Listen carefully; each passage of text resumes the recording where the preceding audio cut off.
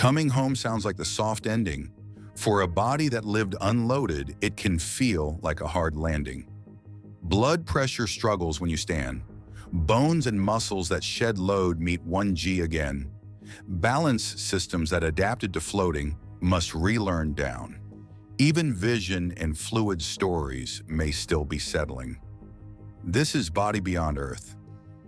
Episode 7 asks what return really costs and why Mars makes the first gravity you meet after cruise even more unforgiving.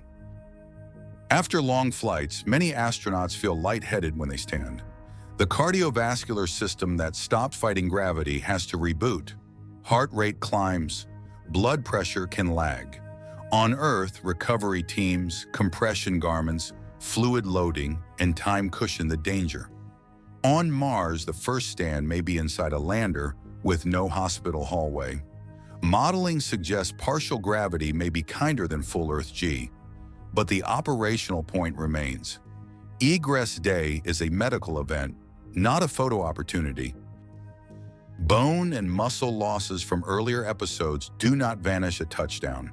Density and strength can take months to rebuild, and some changes may linger. Fracture risk and soft tissue injury risk rise if you pretend landing day is game day. Rehab is part of the mission designed for Earth return. For Mars surface ops, rehab may have to happen while you're already working. That is a tougher schedule. Load the tissues on purpose before you ask them for heroics.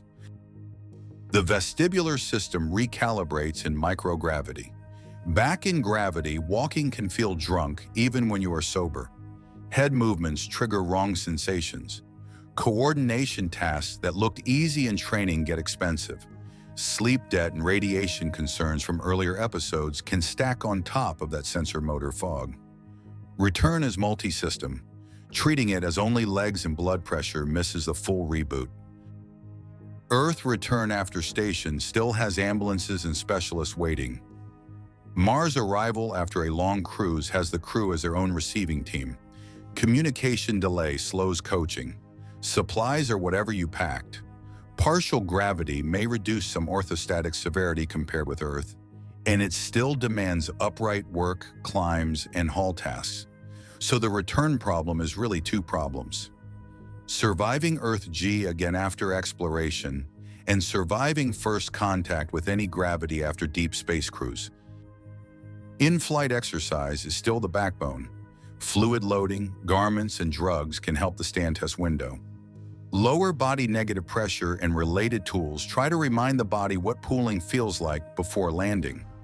None of these erase the need for a landing day plan. Who stands first? Who stays seated? What tasks wait 24 hours? A good return protocol looks boring on purpose. Boring is how you avoid a faint at the hatch. Scoreboard the whole arc.